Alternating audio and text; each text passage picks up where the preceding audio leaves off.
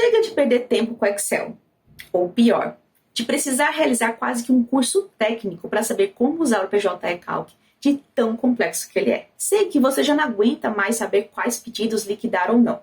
Ou muitas vezes ter que terceirizar os cálculos e pagar uma notinha por não saber como impugnar a sentença de liquidação. A verdade é que tudo o que você precisa é de uma ferramenta de cálculos intuitiva, fácil e segura para realizar todas essas tarefas, não é mesmo? Mas não se preocupe, porque nesse vídeo eu vou te mostrar o mais recente lançamento do CJ, o cálculo de liquidação trabalhista. E mais, um caso prático de como calcular FGTS não depositado durante o contrato de trabalho. Antes, se você não faz parte do nosso canal aqui no YouTube, aproveita para se inscrever e ficar por dentro dos assuntos mais quentes do mundo do direito. Vamos lá? Eu já criei o meu cliente dentro do CJ, mas antes de começar a preencher o nome do cálculo e os dados iniciais do contrato de trabalho, deixa eu contextualizar a situação fática do nosso estudo de hoje. No caso concreto, temos que a cliente Maria pediu demissão da empresa, não gozou de férias e nem mesmo teve o FGTS recolhido sobre os salários durante todo o contrato de trabalho. Sendo assim, o nosso objetivo será justamente calcular o valor do FGTS devido e assim ajuizar a ação.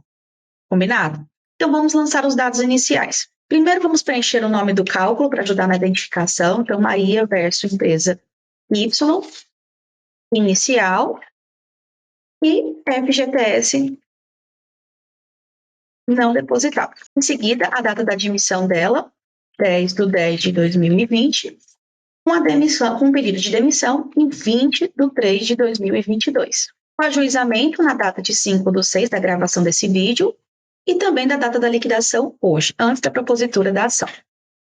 No motivo do desligamento, eu vou colocar não aplicar, já que a gente está considerando aqui um pedido de demissão. E no tipo de aviso, não calcular, já que estamos tratando de um pedido de demissão, portanto, não há projeção de aviso prévio.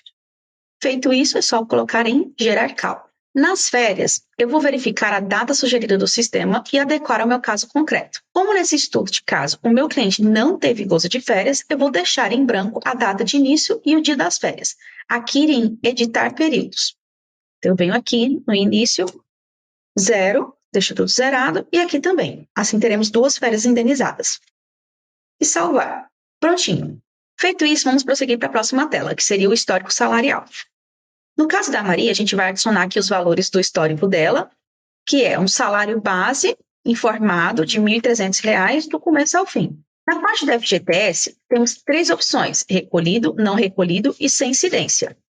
O recolhido significa que o FGTS foi recolhido corretamente. E o não recolhido significa que o FGTS não foi recolhido pelo empregador. Devemos marcar essa opção justamente quando a gente deseja cobrar o FGTS sobre o histórico salarial que está sendo criado, que é o nosso objetivo aqui. Então, vou colocar não recolhido. O INSS vou colocar como recolhido, e a forma de recolhimento, tanto da FGTS como do INSS, eu vou marcar para que seja proporcional. O que isso quer dizer? Esses infoicos aqui sempre ajudam a obter esse tipo de informação. Então, por exemplo, aqui a gente tem a informação que, quando eu escolho proporcional, o sistema vai considerar que as bases de FGTS e INSS são proporcionais aos dias trabalhados no mês, além de excluir a incidência em dias de gozo de férias e faltas. Já a opção integral significa que o sistema vai considerar que tanto a base da FGTS como a do INSS são proporcionais aos dias trabalhados no mês, além de excluir a incidência em dias de gozo de férias e faltas. Então, já que essa opção é a mais certinha, eu vou colocar justamente ela para que o valor seja calculado proporcional tanto na admissão como na demissão e os períodos de férias sejam excluídos. Então, eu vou colocar aqui, salvar. Em seguida, nós temos a tela de cartão de ponto, em que no nosso caso aqui, como só é FGTS, a cobra de FGTS, a gente não precisa preencher nada.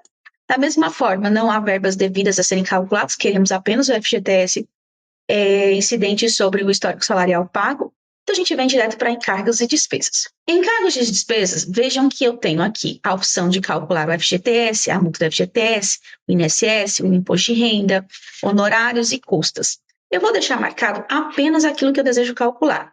Então, eu vou desmarcar a multa do FGTS, INSS, imposto de renda, honorários advocatícios e custos. Assim, eu não preciso me preocupar com essas telas e apenas configurar aquilo que me interessa. Feito isso, a gente clica aqui nessa engrenagem para editar as configurações referentes ao FGTS.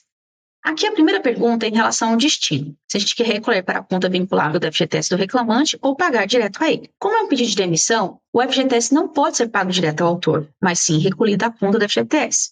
Da mesma forma que se o reclamante estivesse trabalhando na empresa, essa seria a opção correta a marcar. Vale lembrar que ao recolher para a conta do FGTS, vamos tirar o FGTS da condenação do reclamante e considerar uma parcela separada no relatório. Enfim, pagar ao reclamante significa que a gente vai incluir o FGTS na condenação dele.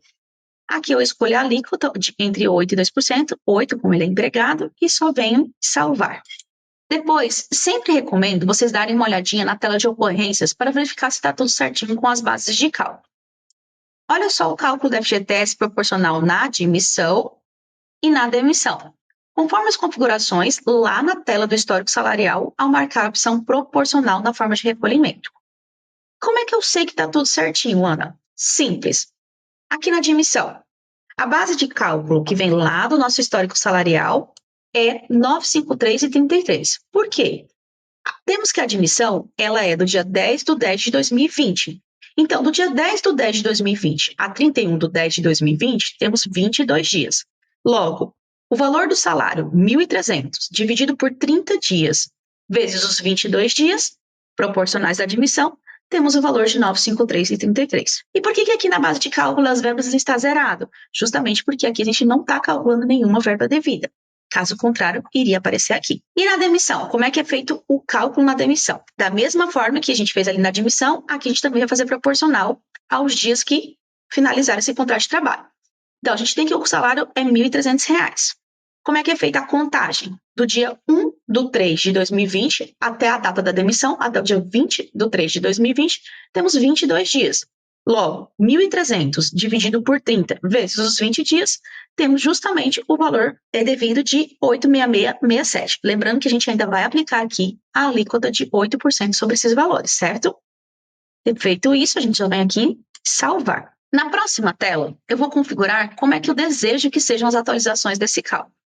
Aqui eu vou seguir o que o sistema vai me sugerir como padrão para a liquidação da inicial atualmente. Ou seja, que na fase pré-judicial haja a incidência do IPCA-E e de juros de mora pela TR. Bom, agora basta a gente partir para a nossa última tela do resultado, para conferir se todas as informações estão certinhas, né? Abrir o resultado aqui do FGTS para verificar quais são as alíquotas que foram recolhidas, confirmar as informações. E assim a gente vê aqui exatamente os valores recolhidos na admissão proporcionais mais uma vez, de igual modo na demissão, então tudo certinho. E aí é só a gente exportar o relatório. Aqui está o total dos depósitos do FGTS devidos a Maria no importe de R$ 2.089,01.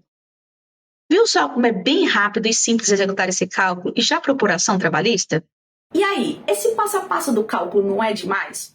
O bom é que com os detalhes que eu compartilhei aqui, você vai estar muito mais confiante para realizar qualquer cálculo de liquidação trabalhista. Bom, vou ficando por aqui, mas não esquece de deixar um joinha e um comentário pra gente sobre o que você achou desse vídeo.